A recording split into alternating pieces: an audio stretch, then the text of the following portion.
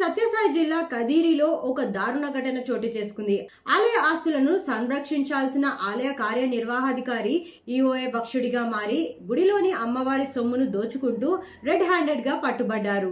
ఈ ఘటనపై ముఖ్యమంత్రి చంద్రబాబు నాయుడు తీవ్ర ఆగ్రహం వ్యక్తం చేశారు. బాధితులపై కఠిన చర్యలు తీసుకోవాలని అధికారులను సూచించారు. వివరాల్లోకి వెళ్తే కాదిరి రూరల్ మండలంలోని గంగమ్మ ఆలయంలో ఈవోగా పనిచేస్తున్న మురళీకృష్ణ గుడిలోని సుమారు 5 కిలోల వెండి ఆభరణాలు, పట్టు చీరలు, ఇతర విలువైన వస్తువులను చోరీ చేస్తూ పట్టుబడ్డారు. ఈ విషయాన్ని గమనించిన దేవాదాయ శాఖ ఇన్స్పెక్టర్ ప్రసాద్ వెంటనే పోలీసులకు ఫిర్యాదు చేశారు. దీంతో పోలీసులు మురళీకృష్ణపై కేసు నమోదు చేశారు.